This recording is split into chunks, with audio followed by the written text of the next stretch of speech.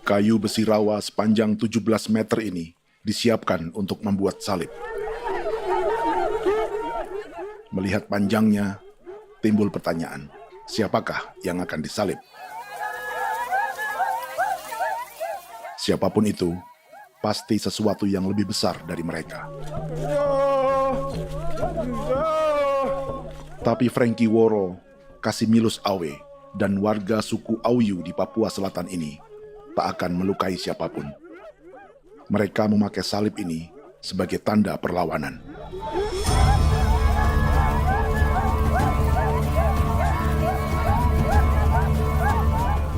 Yang mereka lawan memang lebih besar,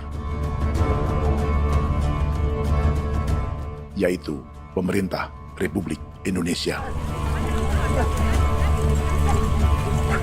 Pemerintah sedang mengincar 2,5 juta hektar hutan orang Papua untuk proyek tanaman industri pangan dan energi.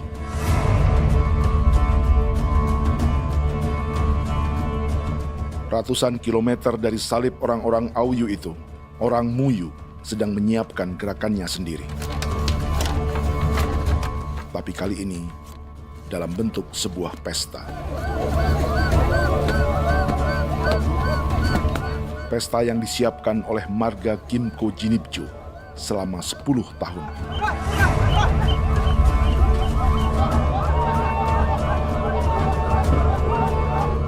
Sosok di marga ini adalah Willem Kimco, orang asli Papua yang tak punya kartu identitas kewarganegaraan manapun.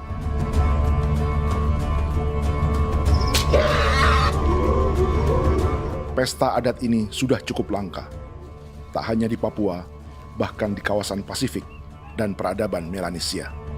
Awalnya bayarnya aneh kalau bukan. Itu nih hati kau teker bipnuka, dan kita ya kati kau beri barang dipo. Kau memang ambil kau kuning. Ada gagasan dan gerakan sosial di balik pesta orang-orang Muyu ini. Sama dengan gerakan salib merah yang dimulai orang-orang Auyu. Salib ini akan menjadi yang terbesar dari 1.800 salib merah yang telah ditancapkan berbagai suku di Papua Selatan dalam 10 tahun terakhir.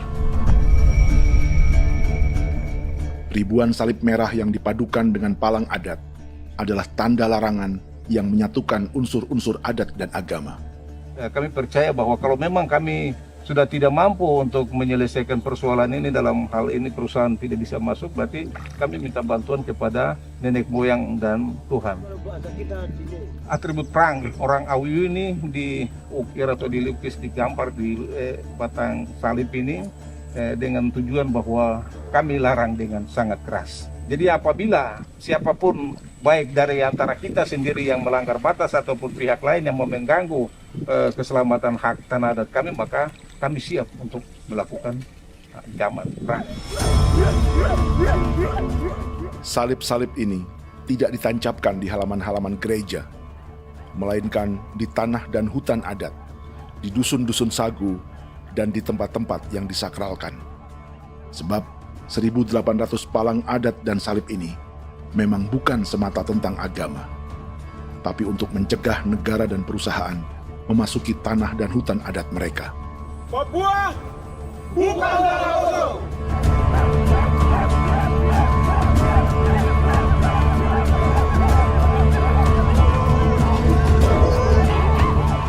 Di zaman TikTok ini, kami ingin menceritakan semua ini lewat film yang pendek.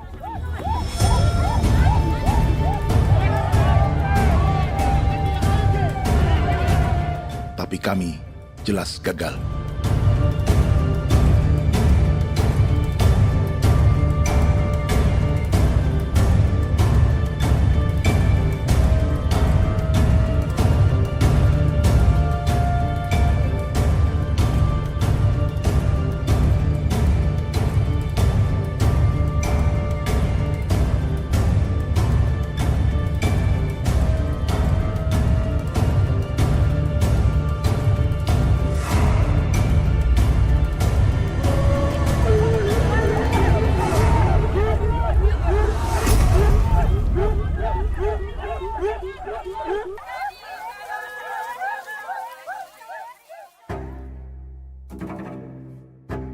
Di planet ini, ada 5 pemilik hutan hujan tropis terluas yang tersisa. Kongo di Afrika, Brazil, Peru, Bolivia, dan Indonesia.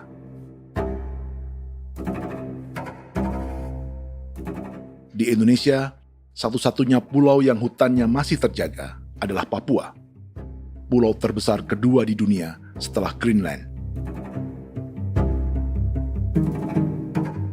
Lewat sejarah kolonialisme yang panjang, pulau ini kini dikuasai 2 negara. Bagian barat oleh Indonesia yang juga dikenal sebagai West Papua, dan bagian timur menjadi Papua Nugini. Dan tepat di perbatasan ini, di bagian Indonesia, sedang terjadi proyek pemusnahan hutan terbesar di dunia.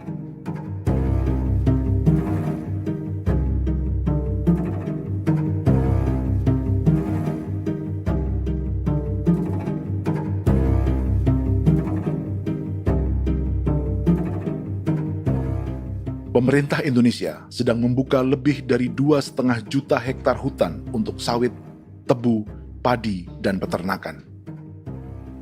Ini disebut proyek strategis nasional untuk lumbung pangan dan energi yang jadi ambisi 3 presiden. Bagian terbesar direncanakan untuk mencetak sawah seluas 1,3 juta hektar. Lalu bagian lain akan ditanami tebu seluas 560.000 hektar untuk gula dan bioetanol. Setiap liter bensin di Indonesia akan dicampur bioetanol 10% atau E10. Ada 10 perusahaan di proyek ini, dan semuanya dimiliki oleh 1 keluarga saja. Berikutnya, ada areal sawit seluas 400.000 hektar untuk biodiesel. Targetnya mencampur 50% solar dengan minyak sawit atau B50. Dan terakhir, pemerintah akan membuka peternakan seluas 380.000 hektar. Jadi, apa yang salah dengan proyek pangan dan energi ini? 5 orang Papua dalam film ini akan menjawabnya.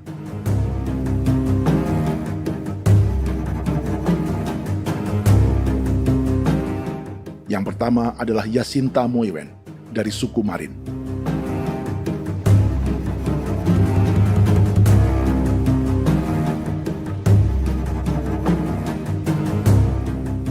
Yasinta dan warga di distrik Ilwayap di Merauke sudah menjadi korban. Hutan dan rawa sebagai sumber pangan dan ekonominya telah dihancurkan. Jalan sepanjang 135 km sedang dibuat, dan di kiri kanannya akan dicetak 1 juta hektar sawah. Mereka sulit menolak atau melawan. Salib sudah digeser, masih datang lagi dengan senjata mereka nih. Karena proyek ini juga dijaga tentara. Macam-macam senjatanya.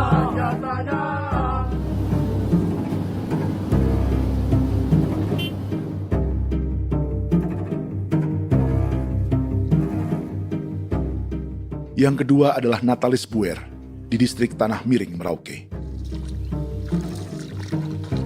Petani milenial ini merasa ditelantarkan. Sebab setelah hutannya diubah menjadi sawah, sebagian sawah-sawah ini tak tergarap.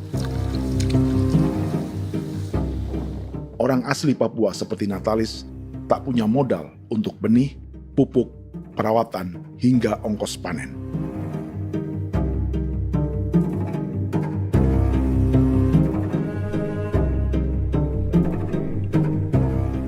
Orang ketiga adalah Vincent Kuipalo dari suku Yenan di distrik Jagebob, Merauke.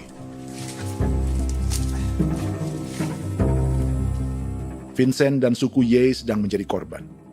Hutan adat orang-orang Ye sedang dihancurkan untuk perkebunan tebu dan bioetanol. Tanah mereka juga diincar untuk markas-markas militer, pasukan yang akan menjaga proyek pangan dan energi ini.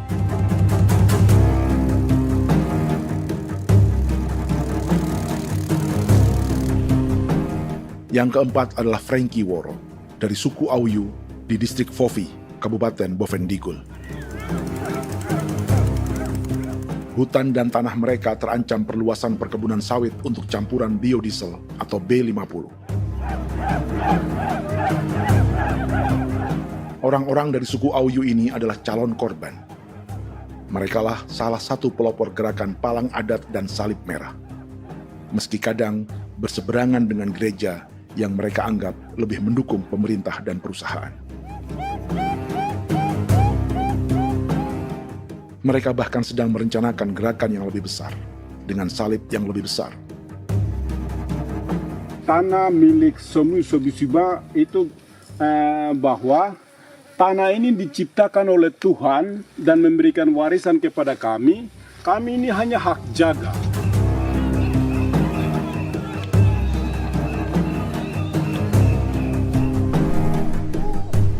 Sosok kelima adalah Willem Kimco dari suku Muyu di Bovendigul. Tokoh adat dari Muyu ini hidup di garis belakang proyek negara, sehingga belum menjadi korban. Tapi mereka sedang bersiap menghadapi segala kemungkinan. Tinggal di belantara dan perbatasan membuat sebagian mereka tak punya status kewarganegaraan. Tapi mereka telah hidup jauh sebelum ada Indonesia atau Papua Nugini.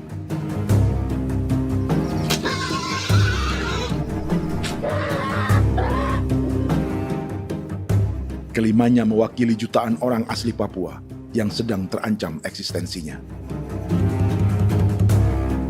Jika kita merasa kepunahan peradaban Neanderthal di Eropa, Aztec dan Inca di Amerika, atau aborigin di Australia adalah sejarah masa lalu, film ini menceritakan bagaimana pemusnahan sebuah bangsa dan kepunahan sebuah peradaban sedang terjadi di masa hidup kita.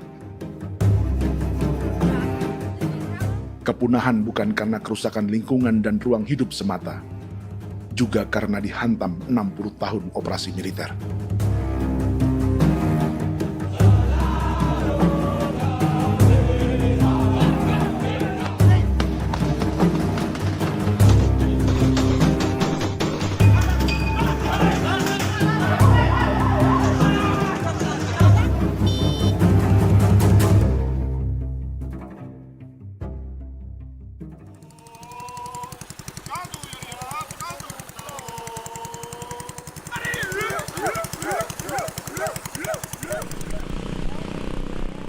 Frankie Woro dan orang-orang Auyu sedang berburu. Tapi lokasi perburuan mereka mulai dikuasai perusahaan perkebunan sawit.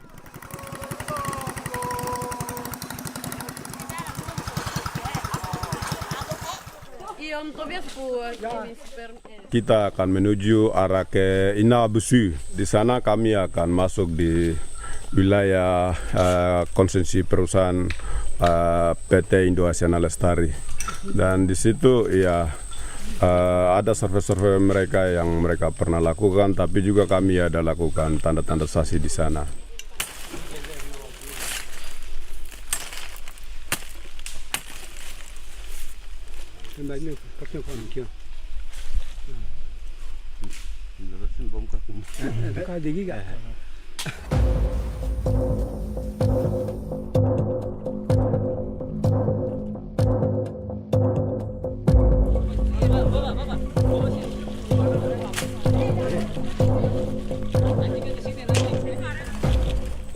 Dapat dengan yang induknya, tapi karena induknya dia lari dan terlambat kerja, akhirnya yang bisa kita dapat dia punya anak ini saja.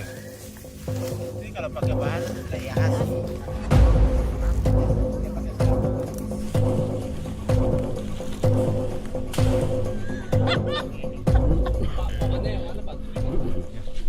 pohon ini pohon bitanggur, dia punya kayu ini kita biasa gunakan untuk kerja perahu, dan juga kulit depu getanya itu kita pakai untuk kerja ini, panah-panah ini lem, jadikan lem ini panah-panah.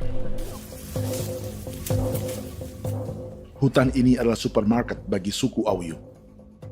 Juga lumbung pangan atau bank untuk menyimpan deposito kekayaan alam. Hutan juga tempat yang penuh dengan sejarah suku, situs budaya, dan tempat-tempat sakral. Inilah yang sedang mereka pertahankan dari incaran pemerintah dan perusahaan. Untuk semua alasan ini, mereka menancapkan ribuan salib merah.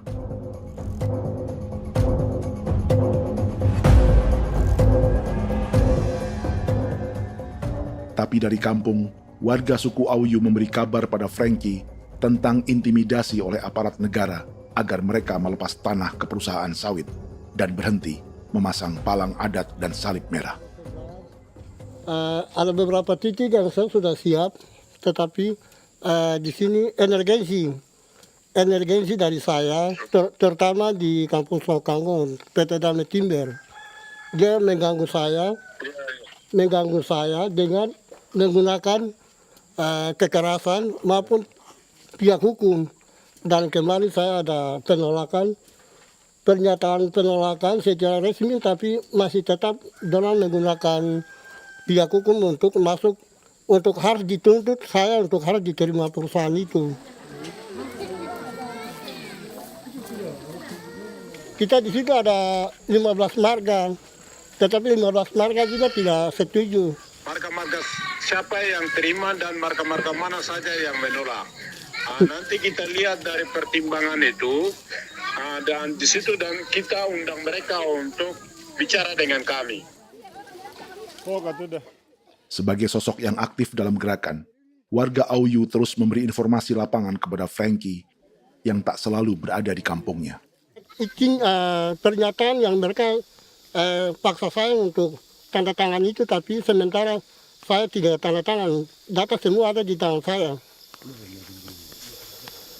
Ya. Baik, kalau gitu itu lebih bagus karena tanda tangan itu yang berbahaya. Iya. Tanda tangan itu yang lebih berbahaya karena sekarang ini modern dan canggih, dan itu yang mereka biasa pakai untuk tipu muslihat. Mereka biasa pakai itu di tanda tangan itu. Betul. Dari Bambisa juga di Sofia dia masuk untuk memaksakan kami marga untuk harus menerima perusahaan itu. Tapi kemarin kami sudah menolak. Babisa nama bosku. Babisa ini nama bosku. Oh, ya. Itu yang sekarang strategi militer yang sekarang mereka pakai. Jadi yang penting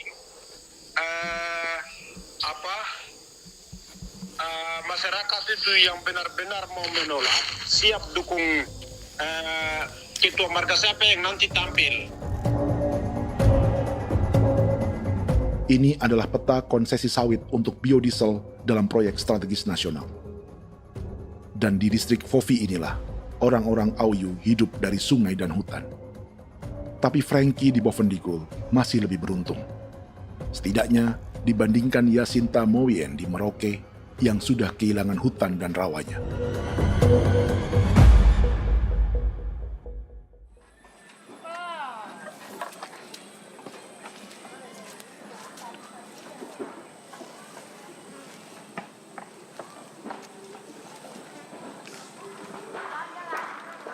Yasinta dari suku Marin adalah petani sayur di Kampung Wanam, distrik Ilwayap, Merauke. Memanfaatkan lahan yang ada, ia berkebun dan menjual hasilnya ke pasar kampung. Ini ekonomi warga di Wanam untuk menghasilkan uang, lalu memberi barang kebutuhan yang tak bisa mereka produksi sendiri. Tapi kehidupan sebenarnya ditopang oleh ekosistem hutan dan rawa. Inilah sumber pangan utama dan peradaban mereka.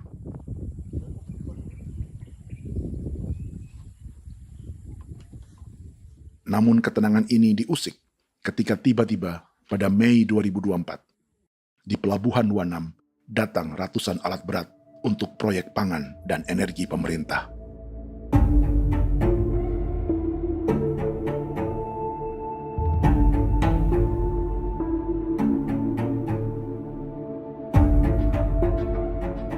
Kami masyarakat setempat kami tidak tahu. Kami kaget pagi-pagi kapal sudah ada di pelabuhan kami.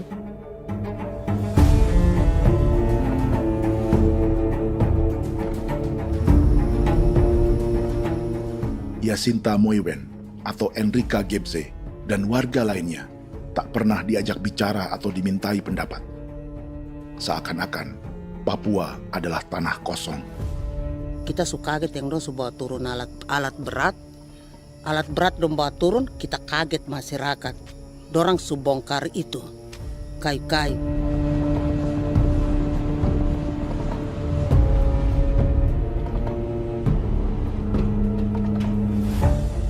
Bersamaan dengan alat-alat berat itu, juga berdatangan tentara Indonesia untuk mengawal proyek pembukaan hutan milik Jacinta.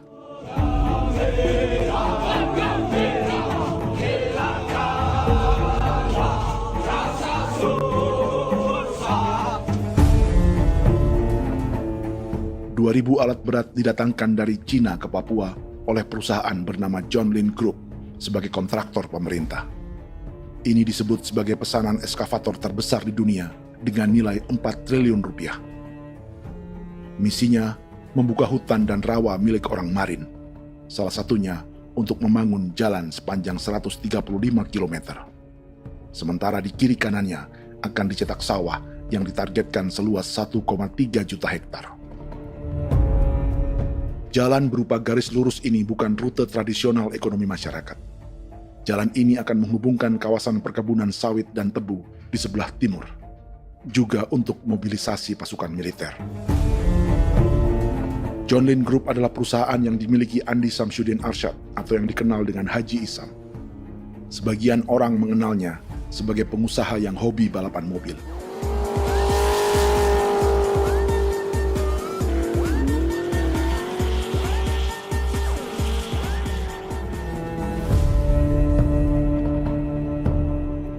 Tapi di Kalimantan, ia berbisnis batu bara, perkebunan sawit, pengolahan karet, penerbangan, perkapalan, dan biodiesel.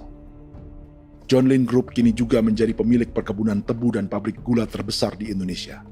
Sayapnya melebar dari Kalimantan hingga ke Bombana, Sulawesi Tenggara. Perkebunan tebu, pabrik gula, dan industri bioetanol inilah yang juga sedang dikembangkan di Papua.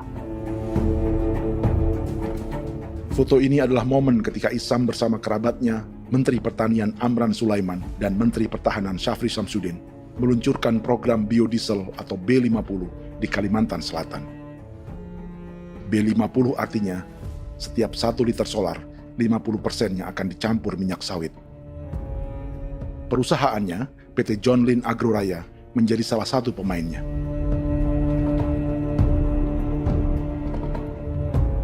Sepanjang tahun 2025, saham PT John Lin Agroraya pernah naik hingga 700%.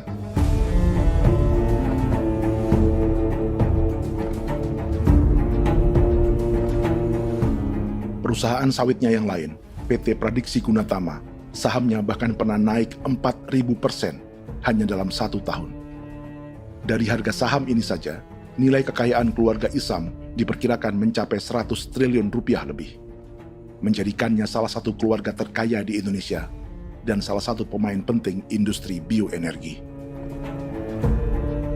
Dan di Papua Selatan inilah sebagian sawit-sawit untuk mendukung program B50 akan ditanam.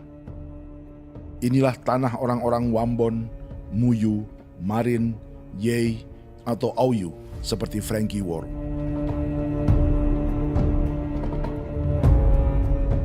Haji Isam pernah menjadi tim kampanye nasional Presiden Joko Widodo dalam pemilu 2019 saat melawan Prabowo. Bintang Mahaputra Utama diberikan kepada Saudara Andi Syamsuddin Arsyad. Beliau berjasa luar biasa dalam mendorong pertumbuhan ekonomi daerah maupun nasional. Setelah menjadi presiden, Prabowo memberi gelar kehormatan Bintang Mahaputra Utama pada Isam.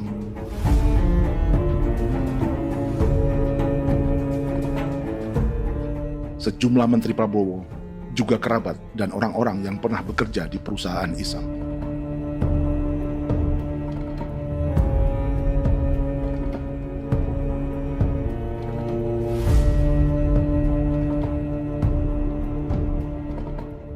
Lawan sebesar inilah yang sedang dihadapi Jacinta di kampung Wanam, Merauke. Atau petani perempuan lain seperti Enrika Gebse. Jadi alam kita ini sudah rusak.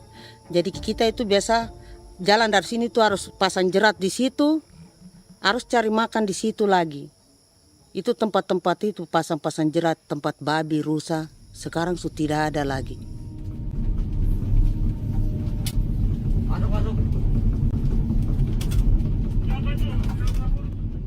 Rekaman ini memberi gambaran bagaimana Kasuari kehilangan rumah di bekas hutan dan rawa yang telah dibabat.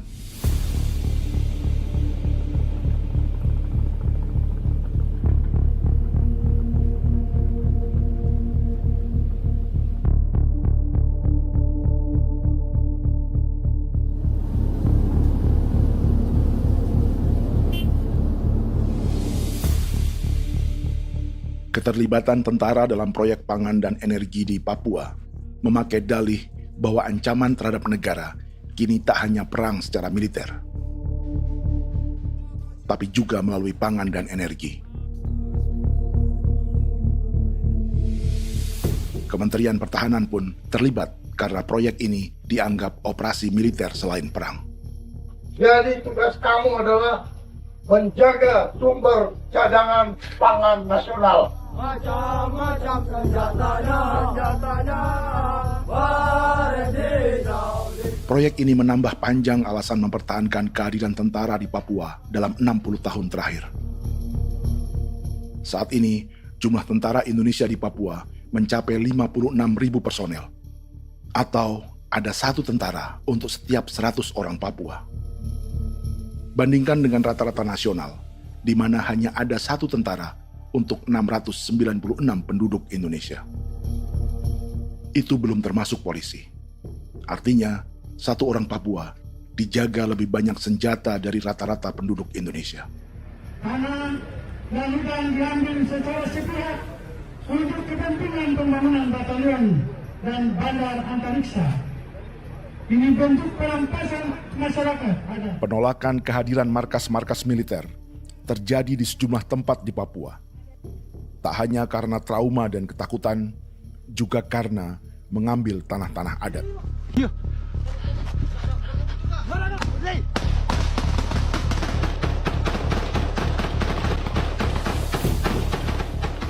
Salah satu alasan mengapa militer terus ditambah di Papua, karena masih ada perlawanan dari Organisasi Papua Merdeka atau OPM selama 50 tahun terakhir.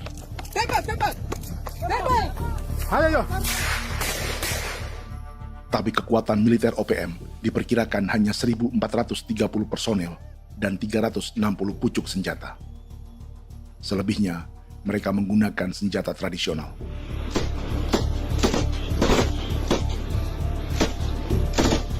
Dengan demikian, kekuatan tentara dan polisi di Papua 58 kali lebih besar dari gerilyawan Organisasi Papua Merdeka.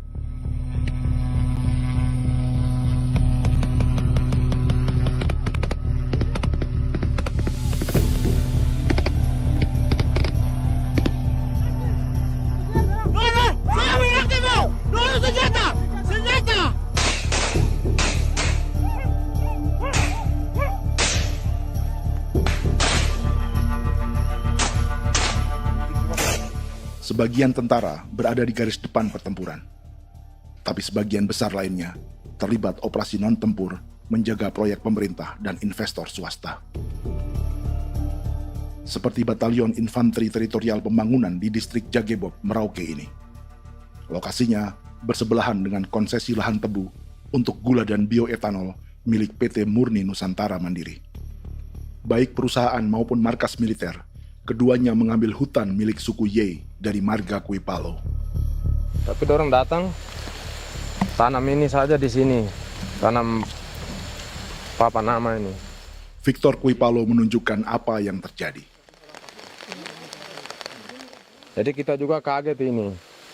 Nah, kalau ini papan nama ini memang ini papan nama ditanam tapi bukan haknya mereka yang ini. Ini hak kami di sini, hak dusun kami, marga Kuipalo yang punya hak dusun ini. Setelah memasang patok, alat berat mulai bekerja untuk membangun markas militer di tanah orang Ye.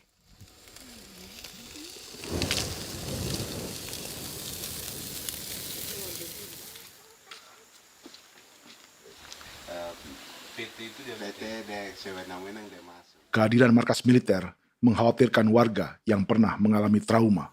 Takut kenapa? Kalau macam yang awal macam sekarang bu kampung hidup ini kan aman.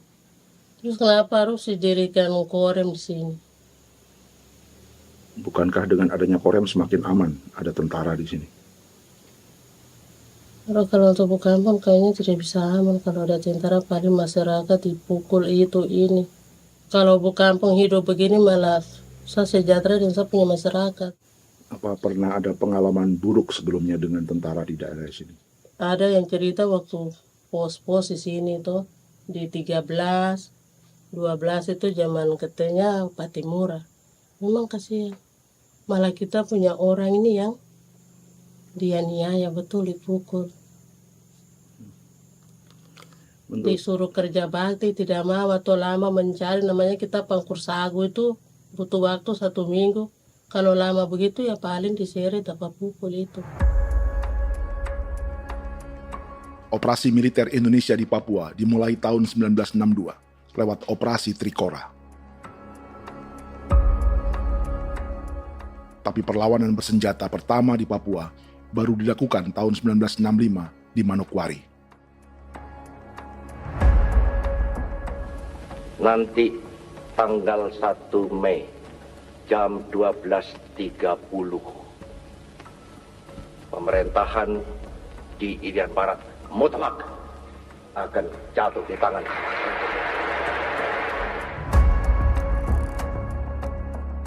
Sejak itu, selama 60 tahun, operasi militer untuk menaklukkan Papua terus dilakukan.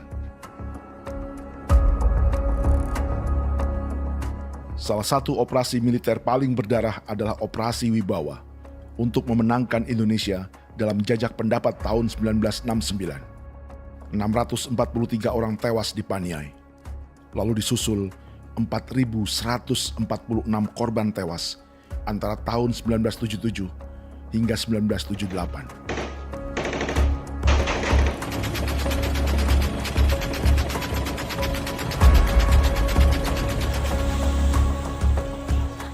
Operasi militer ini menimbulkan gelombang pengungsian hingga kini. Dewan Gereja Papua mencatat 103.000 orang menjadi pengungsi pada tahun 2025 dan nyaris tak diberitakan media-media Jakarta.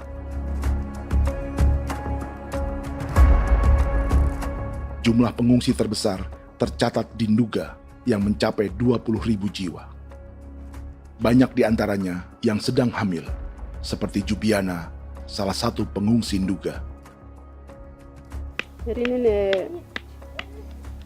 tagarik mesti kagi be muguruk berselari di namen wane gosel bigari me egirik munene an nimbo misle berselar nene wam dagek lek prak de oyi kore bangal no so ndak loko yo nandam yanet ndang no gat de nanen di ko nerwa membri wal marwa egirik munene wa tri ngel no semana ngal siya kaya berkumpit nyak masalah orena me wokosuluk ri namen wani ko semane kuman nak wani ndemo kolok ndak misri namen bre kolok wanak no semana ne be minit waru ra kan abi ni dige war de mino pragit de laina bulan Maret April yana mana kantan barang na lire na bam ne Jubiana lalu menamai anaknya Pengungsi Kogoya. Selain Jubiana, juga ada Emma dari Maibrat yang melahirkan di hutan. Sampai di kampung gini, katanya bilang ada tentara yang bangun jembatan. Ya, capek itu juga pun masih tahan. Kembali lagi ke hutan lagi. Itu sampai saya jatuh di tengah jalan. Orang sampai terbanting di kayu semuanya. Berasa sakit begitu.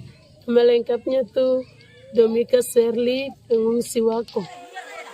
Masyarakat sipil dari Kampung Aitrem sementara mengungsi karena kampungnya sementara dikuasai oleh TNI Polri. Seratusan ribu pengungsi di Papua saat ini jauh melampaui jumlah yang mengungsi ke Papua Nugini tahun 1984, yaitu 10.000 orang karena menghindari operasi militer.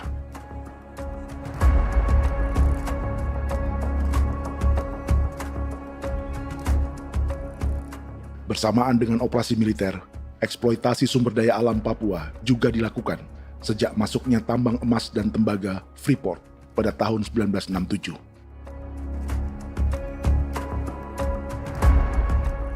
Disusul perkebunan sawit awal tahun 1980-an. Lalu ada perburuan buaya untuk diambil kulitnya. Sebelumnya, ada eksploitasi gas alam di Teluk Bintuni, pencarian besar-besaran kayu gaharu, atau pembukaan hutan tanaman industri. Ini belum termasuk perburuan dan perdagangan ikan arwana di selatan Papua, penebangan kayu merbau dari hutan-hutan Jayapura, emas di Blok Wabu Intan Jaya, bahkan nikel di pulau-pulau kecil Raja Ampat. Dan kini, dalam skala yang belum pernah terjadi dalam sejarah, Papua dipaksa mencetak sawah, tebu untuk bioetanol, dan sawit untuk biodiesel.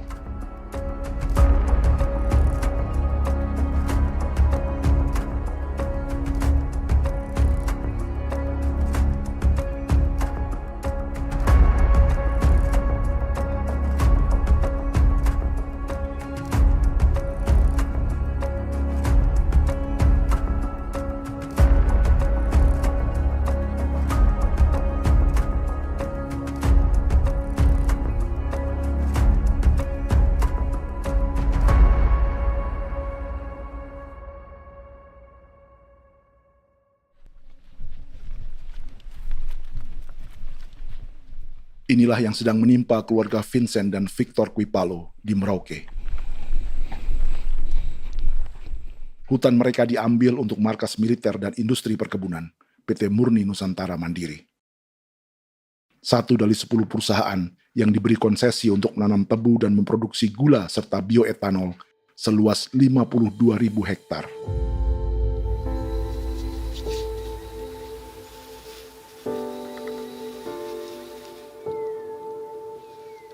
Perusahaan ini dianggap mengambil hutan dan tanah orang-orang Ye, terutama marga Kuipalo, yang memiliki hak adat terhadap 2.300 hektar hutan.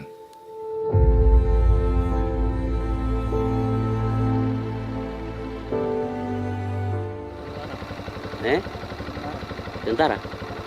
Tentara. Oh iya, tentara.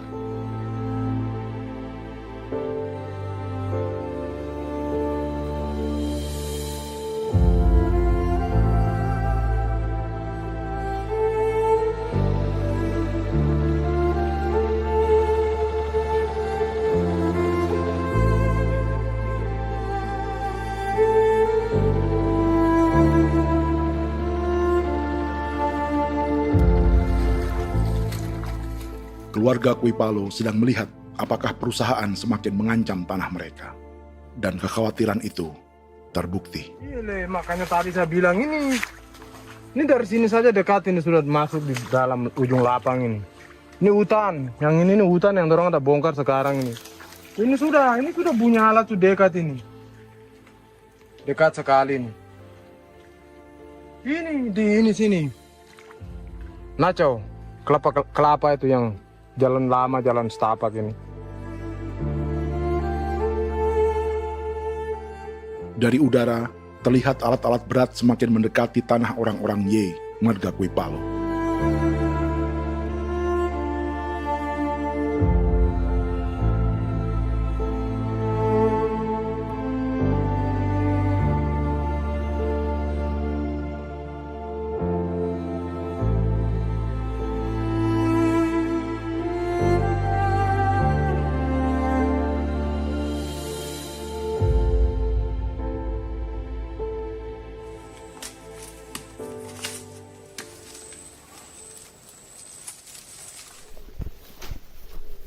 Keesokan harinya, Victor dan kerabatnya memberi tanda cat merah di pohon-pohon yang berada di batas tanah mereka.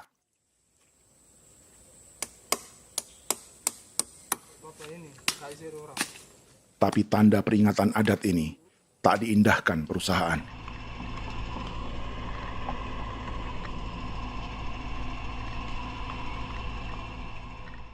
Dua bulan kemudian, perusahaan tetap memasuki tanah marga Kuipalo. Sama.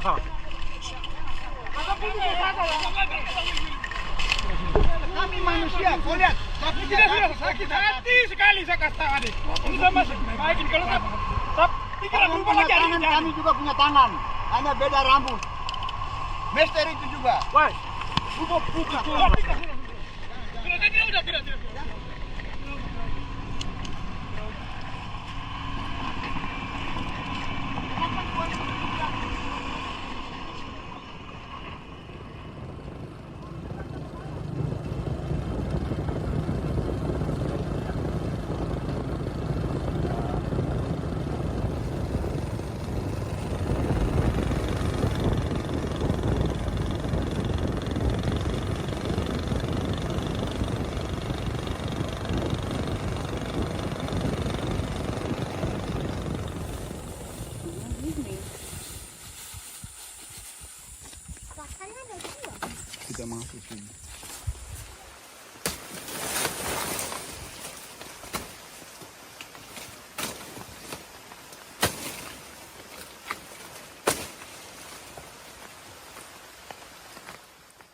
Jadi ya untuk itu seperti saya katakan tadi, apakah lebih baik kita tidak usah ada kan atau bagaimana kita pisahkan? Pisahkah dari negara ini kan? Jangankan tuh. Saya kemarin bicara sama Daniel datang sama saya dengan persoalan Kodam ini. Saya bilang Pak Daniel kalau lebih baik saya ngungsi ke Papua Nugini.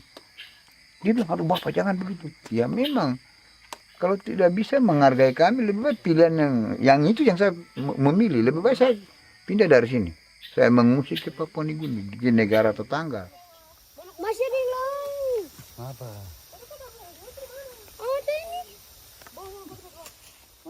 Saya bilang sama Kapolsek Pak Agustus ini, 17 Agustus saya tidak kasih naik bendera merah putih. Saya bendera ada, nanti saya taruh di meja. Bendera saya ada. Karena saya punya pikiran percuma kita ini merasa bahwa kita hidup di bawah naungan merah putih. Ternyata merah putih tidak lindungi kami. Tidak anggap kami sebagai kami rakyatnya. Dia lambang negara. Dan kami menghargai lambang negara itu. Ternyata lambang negara ini kita bernaung di bawah lambang negara ini. Kita tidak dilindungi. Hak kita tidak dihargai.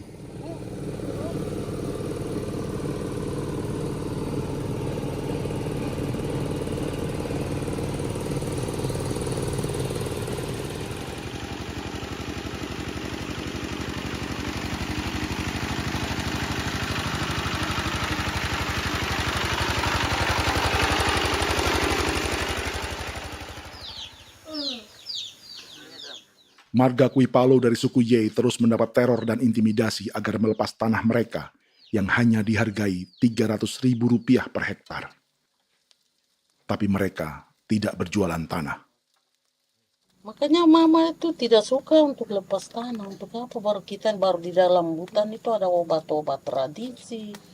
Itu sudah Kalau macam ada sayur juga, kita ambil sayur yang dia tumbuh sendiri. Jadi kita ini mau kemana, kalau itu sudah digusur, ya habis. Kita ini jadi penonton. Jangan sampai kita ini duduk minta di jalan. Jadi kita tidak mau seperti itu. Makanya tanah itu kita tidak melepas. Tapi mungkin orang lain tuh dia senang saja. Lebih baik saya pegang uang merah dulu. Saya bisa beli-beli itu ini. Nanti datang uang sudah habis, gembel. Mau cari kemana lagi, hutan sudah habis. Mau makan ikan di mana, kali sudah hancur. Seperti Yasinta di Wanam, suara dan gerakan kaum perempuan Papua sangat nyaring dan tak bisa diabaikan. Saya sebagai perempuan tolak untuk perusahaan masuk di sini. Karena kalau saya terima anak-anak saya mau dikemanakan, mau tinggal di mana. Apapun yang terjadi saya tetap tolak. Demi tanah ini saya akan berjuang, demi saya punya anak-anak. Yang katanya mengutamakan anak Papua, nyatanya yang kerja kebanyakan ya orang-orang Jawa. Saya sendiri orang Jawa, tapi bukan mau bicara yang tidak-tidak. Memang kenyataannya seperti orang-orang Papua itu diterbelakangkan, kurang diutamakan, gitu.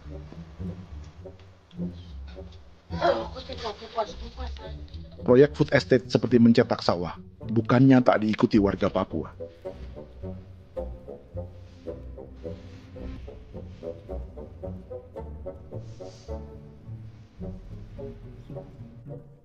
Salah satunya Natalis Buer di distrik Tanah Miring, Merauke.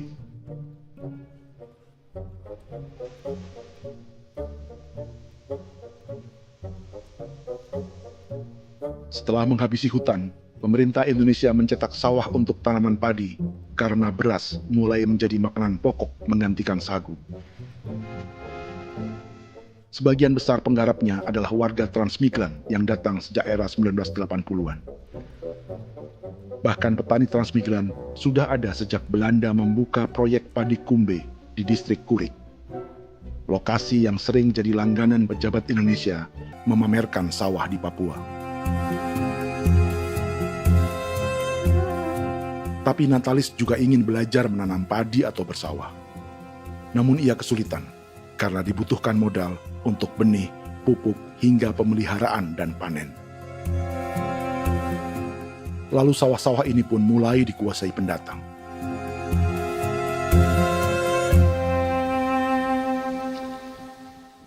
Tapi sejauh ini di kampung kami ini yang saya lihat memang ada kelompok kami punya di sini yang sudah tergabung dalam Gapoktan, kemudian masuk dalam optimalisasi lahan.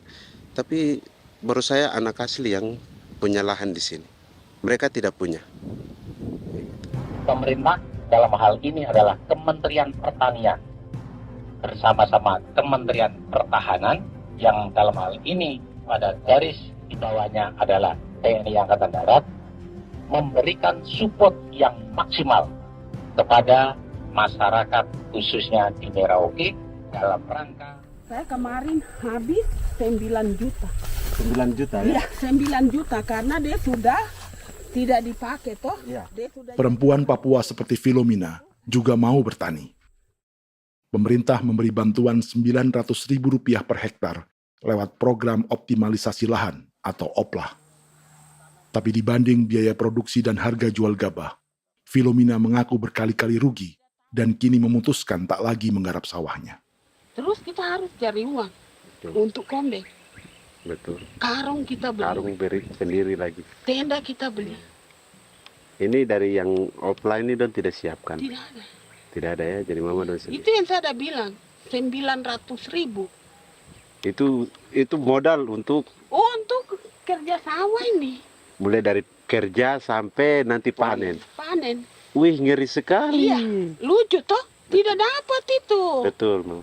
Dong maksud begini. Kalau disuruh tanam ubi berhektar-hektar, mari datang. Kita tahu cara rawatnya bagaimana, Iya. tanamnya bagaimana, tanam model bagaimana supaya hasilnya model begitu. Kita tahu. Kalau yang ini kan kita baru belajar. Sebagian hutan milik warga Senayu di Merauke sudah dibuka untuk sawah dan kebun tebu oleh PT Global Papua Abadi. Proyek pertanian ini dikerjakan oleh Kodim Merauke. Mereka melepas sebagian tanah karena ingin belajar bertani. Saya punya nenek moyang tidak ajar saya tanam padi. Tapi saya mau berubah. Generasi saya yang berikut ini besok lusa terus tidak bisa makan pisang, sagu. Namun program optimalisasi lahan yang dijanjikan dengan berbagai bantuan tak dirasakan Filomena. Obat rumput beli, obat padi beli, jonder kita bayar, bahkan bibit masih kurang, cari bibit lagi beli. Jadi saya memang kalau program pemerintah saya sama sekali saya tidak suka. Baku tipu saya.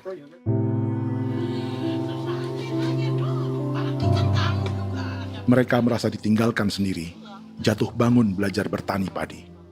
Sementara sumber pangan dan air yang semula mudah didapat, kini telah berganti sawah dan kebun tebu. Dulu kita masih bisa jalan, nanti masak di kali, pakai air kali. Minum pakai air kali. Sekarang kok mau masak?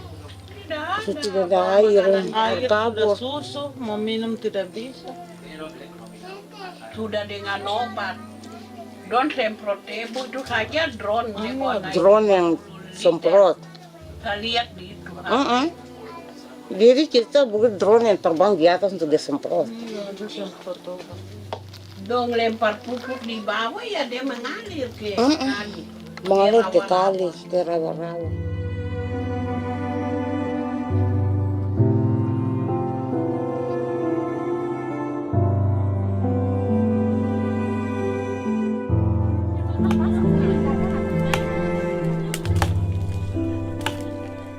Seperti pertanian sawah bagi orang Bali atau Toraja, bagi orang Auyu dan suku-suku lainnya di Papua Selatan, sagu juga bukan semata tentang pangan.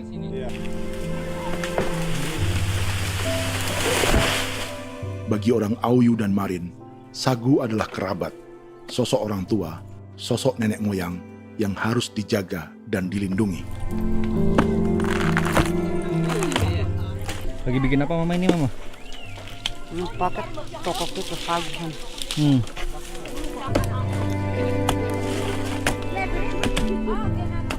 Kami diingatkan oleh leluhur, sagu itu tidak boleh digusur dan tidak boleh diganggu dengan cara apapun, dan di dalam rangka kepentingan apapun tidak boleh. Kamu harus bela, bahkan sampai nyawa pun harus menjadi taruhan demi membela keselamatan pergerakan sagu di atas tanah ini.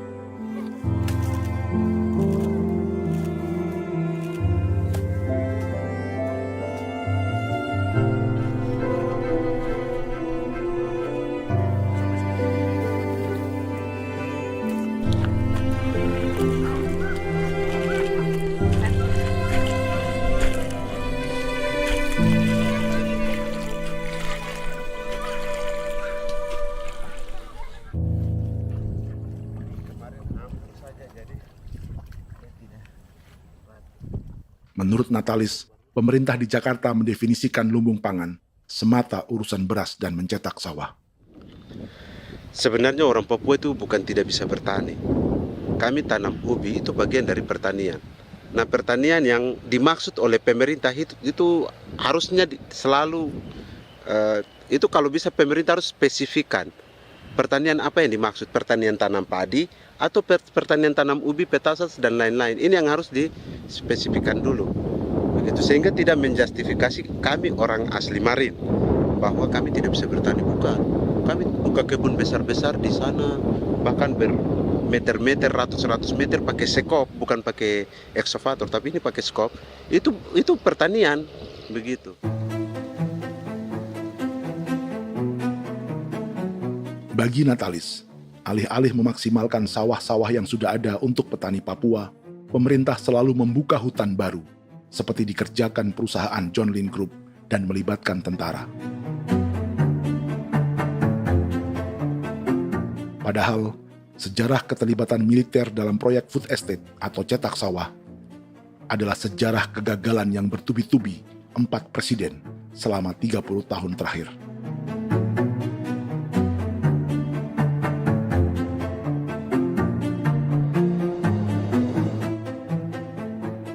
Papua bukan yang pertama menjadi proyek lumbung pangan yang melibatkan tentara. Kalimantan telah menjadi korban 30 tahun sebelumnya.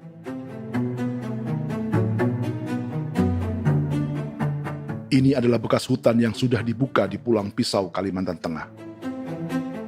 Tahun 1996, di era Presiden Jenderal Soeharto, ia menghabisi 1 juta hutan di lahan gambut untuk mencetak sawah demi memenuhi ambisi swasembada beras, bukan swasembada pangan.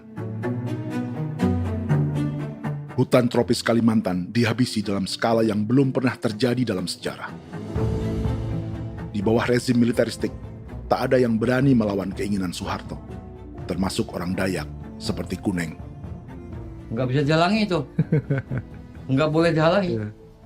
Ya kalau ada kata-kata aja menghalangi, sudah kita diseret ke kepolisian dulu. Atau bisa langsung di PKI-kan. Iya, di PKI-kan gitulah. Jadi kita tuh nggak berani apa-apa dulu tuh. Apa maunya aja. Misalnya bilangnya A. Setahun setelah pengundulan hutan skala besar itu, tahun 1997, untuk pertama kalinya Kalimantan mengalami kebakaran lahan dan kabut asap terbesar dalam sejarah.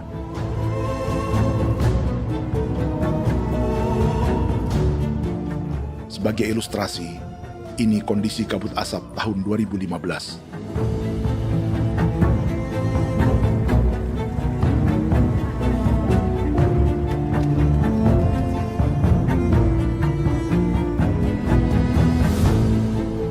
Proyek 1 juta hektar sawah Jenderal Soeharto itu gagal. Bendungan dan saluran irigasi mangkrak hingga kini. Mei 1998, rezim Soeharto tumbang, 2 tahun setelah ia menumbangkan jutaan hektar pohon di Kalimantan. Setiap tahun, lokasi ini menyumbang kebakaran dan kabut asap yang merugikan jutaan orang. Sawah yang berhasil di Kalimantan justru bukan sawah yang dibangun Jenderal Soeharto, melainkan yang dirintis para transmigran sejak era 1980-an. Sawah-sawah inilah yang ikut digarap oleh militer di era Presiden Joko Widodo. Dan hasil dari proyek food estate Presiden Jokowi itu sama sekali jong nih, nggak ada harapan lagi sudah seperti ini. Tapi Jokowi terus memperluas area food estate hingga 16.000 hektar. Presiden Jokowi juga menyerahkan urusan lumbung pangan ini kepada Prabowo yang saat itu menjadi Menteri Pertahanan. Salah satunya di Kabupaten Gunung Mas, Kalimantan Tengah, untuk membuka perkebunan singkong seluas 31.000 hektar. Food estate singkong Jenderal Prabowo ini dimulai dengan membuka 600 hektar hutan di Tawai Baru. Proyek singkong untuk bioetanol ini pun dijaga tentara. Dan seperti Jenderal Soeharto, proyek Jenderal Prabowo ini pun gagal.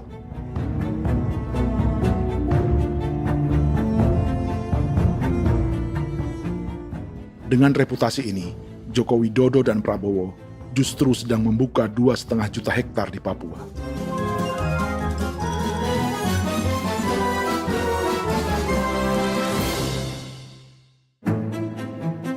Setelah Jenderal Soeharto, Presiden Jenderal Susilo Bambang Yudhoyono juga mencoba membuka food estate di Papua sejak tahun 2010. Namanya Merauke Integrated Food and Energy Estate atau MIFE. Proyek ini juga gagal. Lalu di lokasi yang sama, Jokowi berusaha meneruskan dengan proyek mencetak sawah 1,2 juta hektar yang juga gagal. Sekarang yang paling siap adalah 1,2 hektar. Yang 1,2 juta hektar. Dan kini, Prabowo yang pernah gagal dengan 600 hektar singkong di Kalimantan justru akan mengulangi di Papua dengan skala 2,5 juta hektar. Di daerah Papua pun harus ditanam kelapa sawit supaya bisa menghasilkan juga BBM dari kelapa sawit. Dalam setiap proyek pangan dan energi di Papua, yang lebih menonjol bukan tanaman pangannya, melainkan untuk energi atau bahan bakarnya. Sawit untuk biodiesel dan tebu untuk industri bioetanol.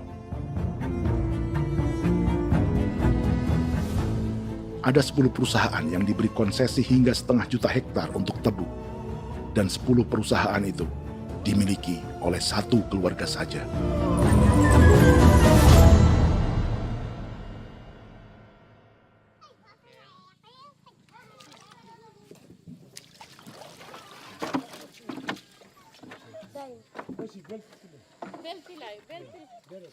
Para perempuan Auyu di Bovendigul akan berangkat memancing. Priska Beni membantu menyiapkan perahu.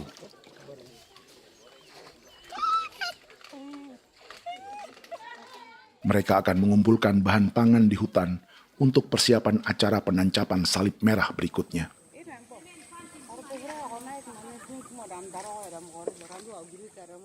Priska sudah mengambil posisi memancing.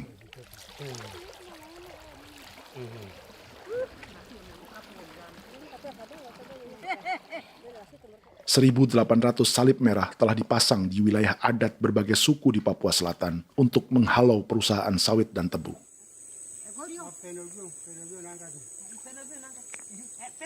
Maria Tebung yang paling muda datang membawa hasil. 2 ekor ikan gastor alias gabus toraja. Sebagai generasi Z, pendidikannya sampai sekolah dasar. Di perusahaan perkebunan seperti sawit atau tebu, ijazah SD hanya bisa menjadi buruh kasar. Tapi ia tak tertarik. Karena kita hidup itu dari alam, kita pancing, juga di darat, bawa anjing, terus bikin pagar sagu, dapat babi, bawa baru kita makan. Jadi kita tidak mau perusahaan masuk. Sementara Priska Beni masih mencari peruntungan. Tapi baginya, menjadi nelayan di Sungai Fofi masih lebih baik daripada bekerja 9 tahun di perkebunan sawit. Sudah pengalaman, jadi kita tidak mau lagi. Sudah berapa lama ketika kerja itu? Selama di sana. 9 tahun di sana. 9 tahun? Saya baru pulang dari perusahaan. Selama 9 tahun kerja di sawit, bisa punya rumah kah? Atau Tidak. motor kah? Tidak. Johnson kah? Tidak. Cuma makan saja. Pendapatan juga kan tidak lebih. Habis dimakan.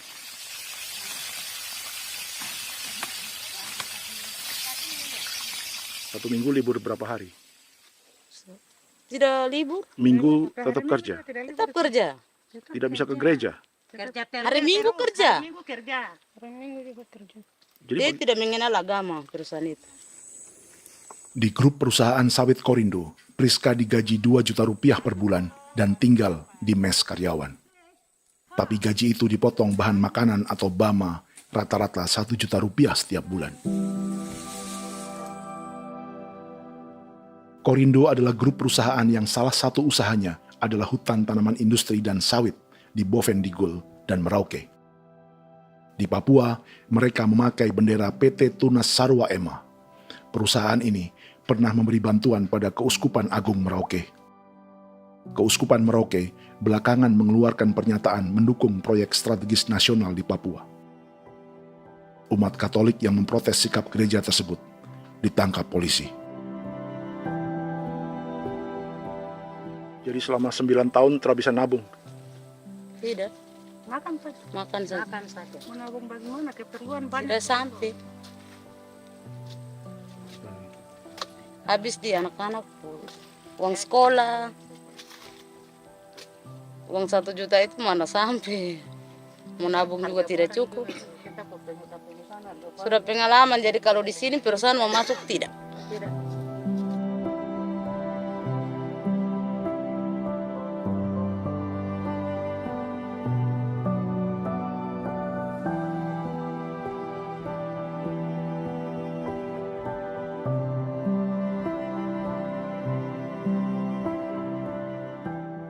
Dan menu makan siang seperti ini agaknya sulit bagi buruh sawit atau tebu yang digaji 2 juta rupiah per bulan. Generasi Z seperti Maria Tebung atau generasi milenial seperti Priska Beni punya matematika ekonominya sendiri. Sawit untuk biodiesel atau tebu untuk bioetanol tak akan ada bedanya bagi mereka.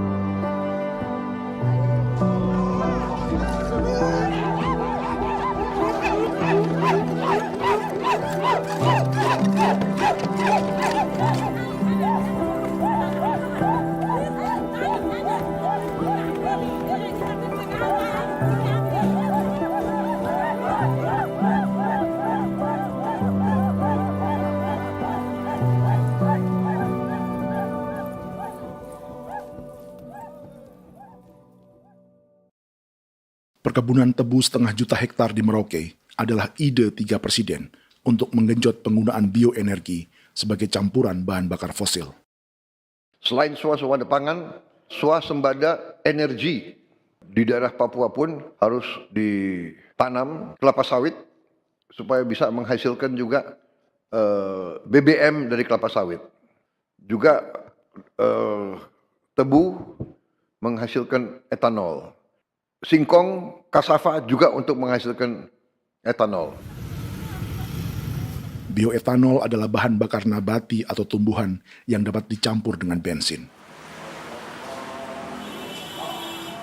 Sama dengan program biodiesel yang mencampur solar dengan minyak sawit. Pertamina saat ini sudah menjual BBM bioetanol dengan campuran 5% yang dipasarkan dengan merek Pertamax Green 95. Tapi pemerintah ingin menaikkan kadarnya menjadi 10% atau E10. Maka ke depan kita akan mendorong untuk ada E10. Kemarin malam sudah kami rapat dengan Bapak Presiden. Bapak Presiden sudah menyetujui untuk direncanakan mandatori 10% etanol. Idenya untuk mengurangi ketergantungan pada bahan bakar fosil yang diimpor dan menimbulkan polusi.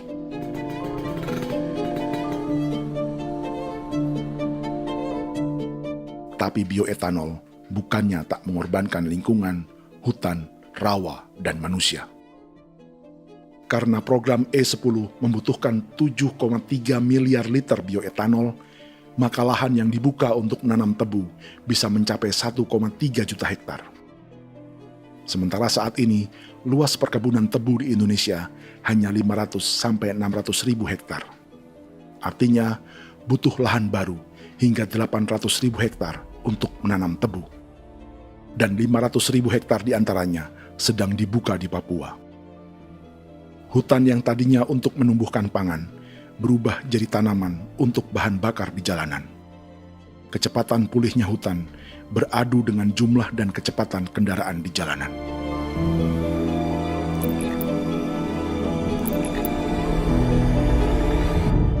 Dahaga terhadap energi tak pernah bisa dipuaskan. Setelah minyak sawit untuk biodiesel, dunia kini merambah singkong, jagung, dan tebu untuk bioetanol.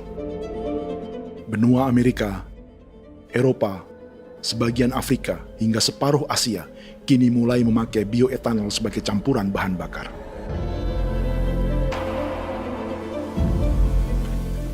Selain perebutan lahan, masa depan dunia juga dibayangi semakin mahalnya harga pangan karena persaingan antara perut manusia dengan tangki kendaraan. Ini adalah lokasi perkebunan tebu dan bioetanol PT Murni Nusantara Mandiri yang mengancam tanah Vincent Quipalo dan orang-orang Ye di Merauke. Beberapa kilometer di selatan adalah PT Global Papua Abadi yang mengancam tanah orang-orang Muyu dan Marin. Dua perusahaan ini adalah bagian dari 10 perusahaan yang mendapat konsesi lahan untuk tebu dan bioetanol di Merauke. Batas konsesi mereka bahkan sama dengan batas negara Indonesia dengan Papua Nugini. Salah satu ciri bahwa peta konsesi ini dibuat di Jakarta dari atas meja. Sama seperti kolonial Inggris dan Belanda ketika mereka membagi Pulau Papua dengan garis lurus pada abad 19. Seakan Papua adalah tanah kosong. Bedanya, meski peta konsesi ini mengatur batas 10 perusahaan, tapi perusahaan-perusahaan ini sebenarnya dimiliki oleh satu keluarga saja. Ini nama 9 dari 10 perusahaan tebu dan bioetanol di Merauke, Papua. 99% saham mereka dimiliki sebuah perusahaan bernama PT Merauke Nusantara Manis.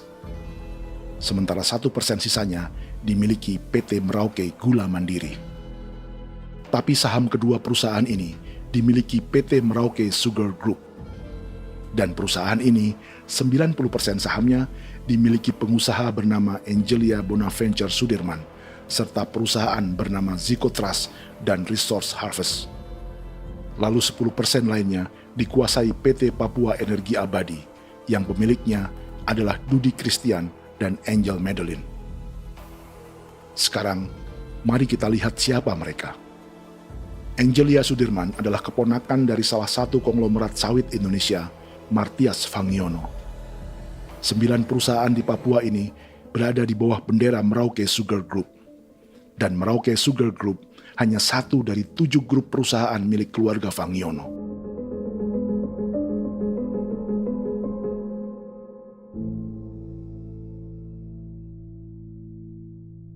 Ini Martias Fangiono. Seperti Haji Isam, Martias selama ini dikenal sebagai pengusaha sawit yang kini merambah bisnis tebu dan bioetanol. Ini momen saat penanaman perdana tebu di Merauke bersama Presiden Joko Widodo Juli 2024. Di sini juga ada anak Martias Fangiono, yaitu Wirastuti Fangiono. Wirastuti adalah salah satu yang menonjol dari keluarga Fangiono. Tahun 2025, Forbes mencatatnya sebagai konglomerat termuda dengan kekayaan 23 triliun rupiah yang mengendalikan 2 grup usaha, FAP Agri dan Surya Dumai Industri. Keduanya adalah perusahaan sawit dan biodiesel. Anak dan bapak ini adalah investor utama bagi Jokowi dan Prabowo untuk proyek tebu dan bioetanol di Papua. Sementara yang ini adalah mertua Sitorus, pemilik raksasa agribisnis dunia, Wilmar International, yang juga memegang konsesi sawit di Papua lewat berbagai perusahaan. Tapi mertua kini memakai bendera baru, yaitu KPN Corporation atau Karunia Prima Nastari. KPN inilah yang memiliki kelindan bisnis dengan keluarga Fangiono untuk proyek tebu Merauke. Apalagi grup Wilmar yang didirikannya juga pemain gula utama di Australia. Tahun 2010, Wilmar membeli 100% saham perusahaan gula terbesar Australia, Sucrogin.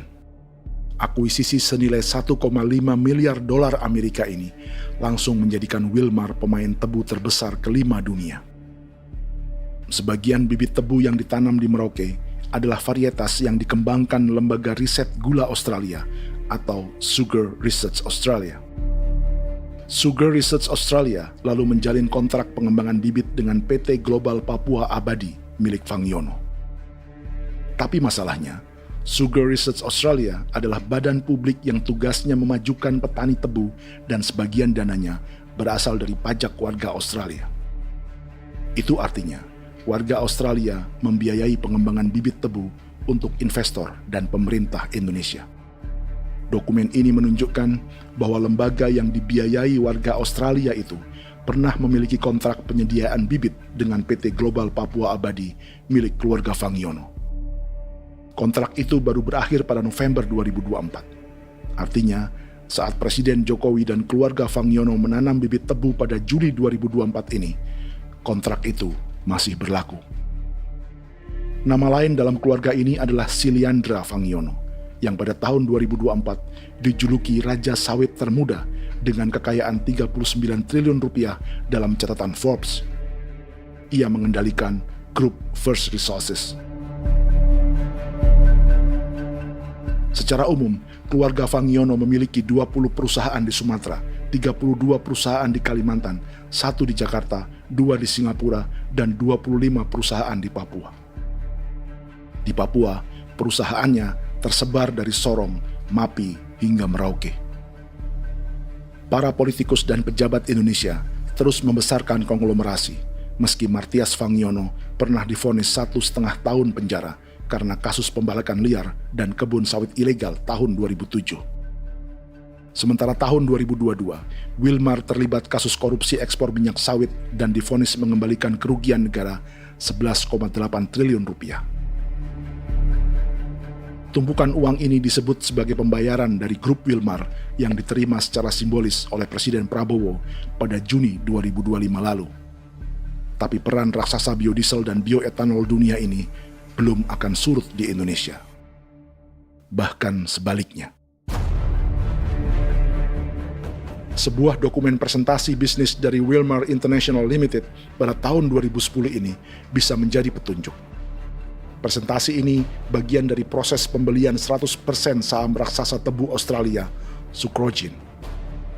Dalam presentasi ini, Wilmar mengaku ditawari konsesi lahan 200.000 hektar di Papua, atau dulu disebut Irian Jaya, untuk menanam tebu. Dengan penerbangan hanya 2,5 jam dari kantor Sucrogin di kota Townsville ke Merauke, Wilmar akan mengawinkan bisnis gula dan bioetanolnya menjadi pemain dunia. Dan lokasi yang diincar oleh Wilmar adalah distrik Ilwayap di Merauke, kampung halaman Yasinta Moiwen. Dan persis disinilah, 14 tahun kemudian, ribuan eskavator John Lynn Group milik Haji Isam mulai membuka hutan sebagai kontraktor pemerintah. Presentasi dan gagasan ini dibuat oleh Wilmar pada Juli tahun 2010. Sebulan kemudian, Agustus 2010, pemerintah Presiden Susilo Bambang Yudhoyono meluncurkan proyek Lumbung Pangan dan Energi Merauke atau Merauke Integrated Food and Energy Estate. Targetnya membuka lahan 1 juta hektar dalam 5 klaster yang masing-masing 200.000 hektar. Angka yang sama dengan presentasi Wilmar. 5 tahun kemudian, 2015, giliran Presiden Joko Widodo yang mau melanjutkan proyek pangan dan energi 1,2 juta hektar. Menjelang pensiun sebagai presiden, Jokowi kembali menggencarkan proyek ini dan melibatkan Prabowo sebagai Menteri Pertahanan. Jokowi lalu mendukung Prabowo sebagai presiden berpasangan dengan anaknya, Gibran Rakabuming Raka sebagai wakil presiden. Kini, setelah menjadi presiden, giliran Prabowo yang melanjutkan proyek bioetanol dan biodiesel dengan memobilisasi militer dan melibatkan pejabat-pejabat yang juga para elit partai koalisinya.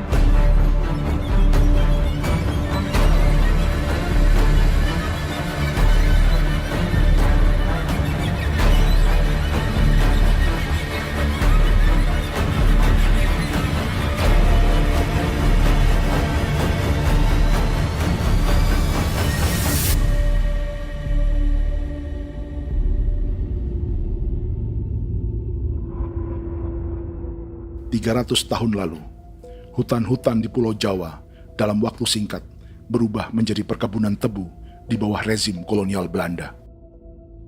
Orang Jawa menjadi buruh dan petaninya dipaksa menanam tebu. Dari kolonialisme dan politik tanam paksa itu, Belanda memperkaya negara dan para investornya. Tak puas membuka hutan untuk perkebunan di Jawa dan Sumatera, kolonial Belanda menanam tebu hingga di Suriname dan mengerahkan ribuan orang Jawa sebagai buruh pada tahun 1890. Inggris yang sudah menguasai negara seluas India dan Papua Nugini pun masih menanam tebu jauh di tengah Samudra Pasifik, di tanah orang-orang Fiji. Lalu memindahkan puluhan ribu orang India menjadi buruh di sana. 200 tahun sebelumnya, ratusan ribu orang Afrika bahkan diperbudak untuk bekerja di perkebunan-perkebunan tebu Spanyol dari selatan Eropa hingga Karibia, Kuba, atau Jamaika. Jika dulu tebu menjadi gula atau emas putih, kini cerita kolonialisme tebu berlanjut di Papua untuk bahan bakar nabati atau bioetanol. Dan seperti semua cerita tentang kolonialisme, akan ada yang berpesta dan ada yang membayar. Dalam setiap cerita pesta kolonialisme, baik di Jawa, Karibia, atau di Papua, selalu melibatkan para elit lokal, dari pejabat, perwira, hingga agamawan. Tapi dalam setiap kolonialisme, juga selalu ada cerita tentang mereka yang mempertahankan diri dan melawan.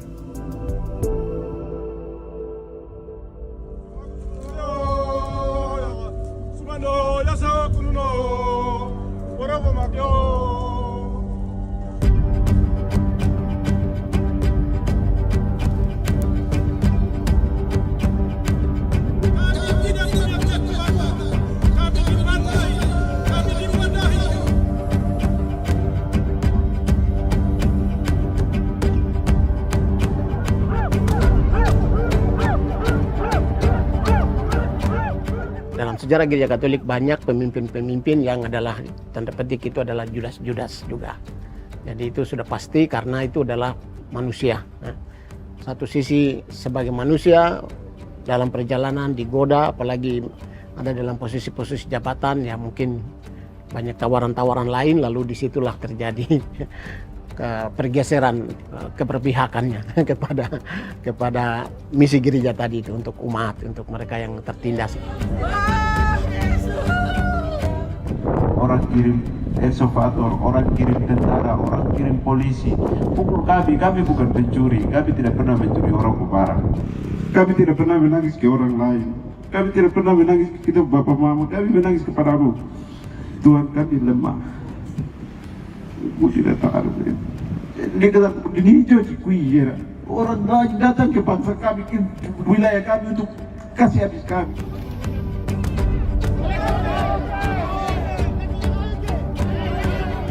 Yakimam Dehi, Yakimam Dehi, Bono Yahadikul Dehi, Bono Yahadikul Dehi.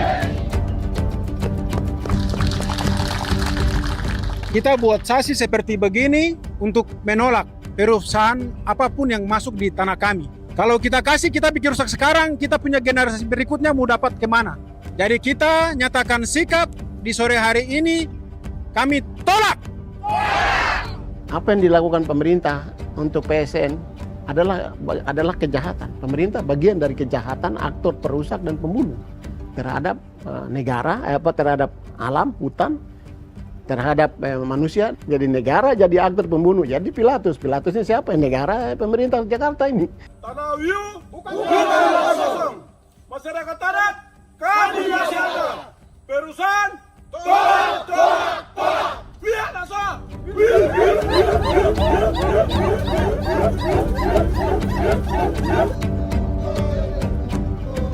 Jika tanah adat dan hutan adat hilang, kami mau hidup di mana? Maka di sini saya mau bilang, negara jangan tipu-tipu kami lagi.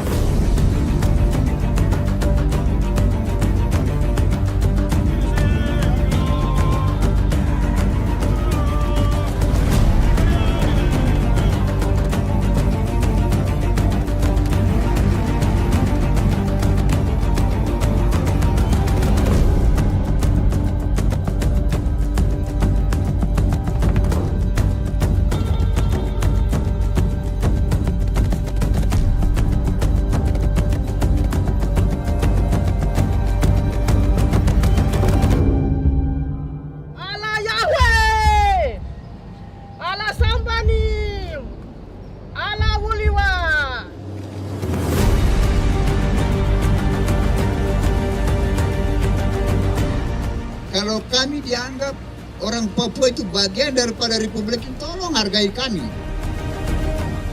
Dengan adanya PSN, PT John Lindrop yang sudah menerobos tanah kami dan hutan kami, merusak alam kami. Itu yang kami datang ke Jakarta jauh-jauh dari Papua. Kami mau bersuara kepada Bapak Presiden Prabowo Subianto, di mana keadilan untuk masyarakat Papua. Tolong lihat masyarakat Papua yang sudah mati. Kami bersepakat menyatakan, 1. Gereja-gereja di Indonesia mendukung masyarakat adat yang menolak proyek strategis nasional di tanah Papua. 2. Gereja-gereja di Indonesia menolak militerisme dan otoritarianisme di Indonesia.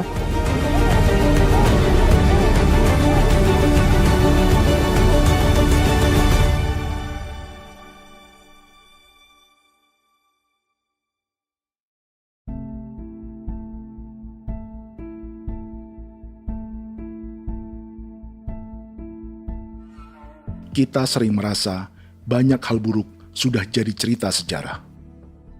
Dan kita sekarang hidup lebih baik, lebih beradab, atau mustahil melakukan kejahatan seperti di masa lalu. Kita tidak lagi menghukum mati orang dengan memenggal kepalanya. Kita menembaknya atau menyuntik racun agar tertidur dan mati. Tapi ada hal-hal yang tak berubah. Salah satu pembantaian yang kuat di ingatan kita adalah kejahatan Nazi atau genosida di Rwanda. Padahal pembantaian juga sedang terjadi di masa kita, seperti di Gaza, Palestina. Penghancuran sebuah peradaban seperti Indian di Amerika atau aborigin di Australia juga kita anggap masa lalu. Sekarang kita merasa lebih baik dan lebih toleran. Padahal proses penghancuran bahkan pemusnahan yang sama sedang terjadi terhadap bangsa Melanesia di Papua. Begitu juga dengan praktik kolonialisme. Kita merasa penjajahan seperti dilakukan Portugis, Inggris, atau Belanda sudah menjadi sejarah. Dan Indonesia tidak mungkin menjajah. Padahal itulah yang sedang terjadi dan dirasakan di Papua.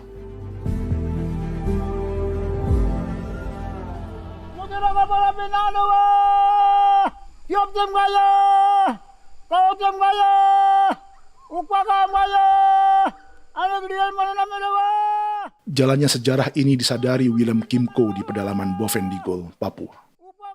Hidup terpencil dan tak tersentuh urusan negara bukan berarti selalu aman.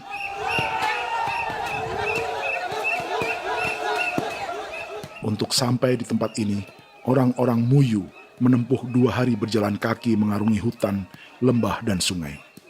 Termasuk mereka yang datang dari perbatasan Papua Nugini. Mereka berkumpul untuk memenuhi undangan pesta adat yang disebut Awon Atatbon atau Pesta Babi. Yang mengundang adalah marga Kimco Jinipjo. Yang dituakan di marga ini adalah Willem Kimco. Ia tak punya kartu tanda penduduk dan kewarganegaraan manapun, baik Indonesia atau Papua Nugini. Tahun 1984, 10.000 orang Papua, terutama suku Muyu, mengungsi ke Papua Nugini untuk menghindari operasi militer Indonesia, termasuk Willem Kimco.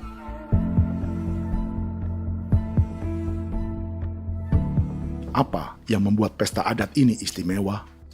Apa bedanya dengan acara serupa yang dihadiri pejabat, tokoh agama, LSM, atau yang direkam oleh kru televisi dan konten kreator?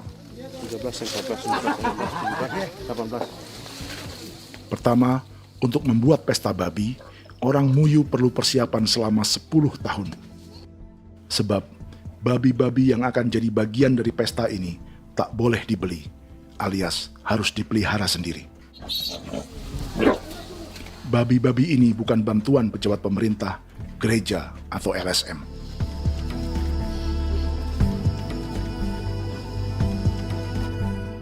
Yang kedua, babi-babi ini tidak dipelihara di kandang. Jadi punya nama babi ini kah? Harimau. Harimau? Harimau. Dia kulit dengan ini bulu di harimau, macam harimau begitu kan, kasih nama harimau. Setelah diberi nama, mereka dilepas liarkan di hutan sejak kecil. 10 tahun kemudian, jika tiba saatnya pesta, para pemburu akan mencari mereka di dalam 479 hektar hutan milik marga Kimco. Suku atau marga lain tak akan mencurinya di hutan, karena mereka sudah punya babi dan wilayah masing-masing. Itu artinya, mereka harus tetap menjaga dan mempertahankan hutannya agar babi-babi bisa hidup. Demikian juga dengan lahan pangan mereka, yang menumbuhkan sagu, keladi, atau aneka sayuran.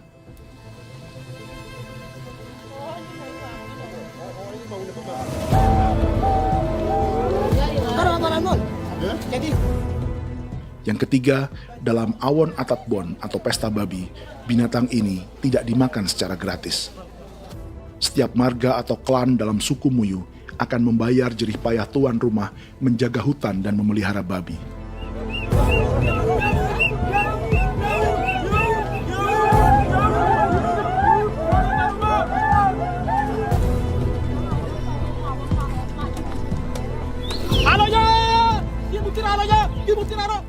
Ini seperti arisan untuk menjaga budaya dan lingkungan. Bagian dari budaya dan ekonomi timbal balik yang ditandai dengan siklus memberi dan menerima.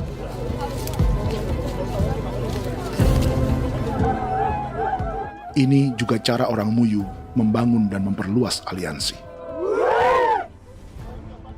Awon bet begul bet, ulan yau kando bet, atat bet anani, atat bet yang ligan ani, oh ado amten anani, menin itu na jaga, kepo kemo ko di mana, kepo kemo mayat nih, kep tetek mo yang kep kanin bet wini ke iftore wen, nih wen itu na kadek me, oke, kepo nanti kutu apa mau, kepo ke pasar kutu orang nih, keneman gini wani wani, koko kati bolon jabeng, koko kuning bolon jabeng. Jika Willem Kimco dan marganya bisa menjaga hutan dan wilayahnya, marga lain ikut diuntungkan sebagai sebuah ekosistem. Demikian juga sebaliknya.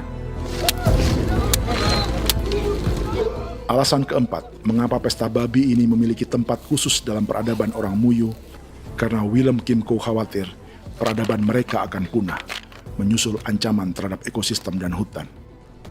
setiap marga atau klan harus mengkonsolidasi diri dan membangun aliansi.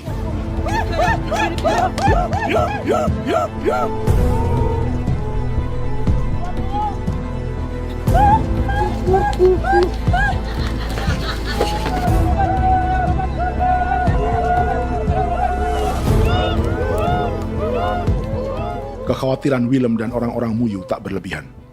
Ruang hidup mereka bersinggungan dengan proyek bioetanol dan biodiesel pemerintah Indonesia. Mereka juga tahu apa yang telah dan sedang menimpa suku lain seperti Auyu di Bovendikul atau Yainan dan Marin Anim di Merauke.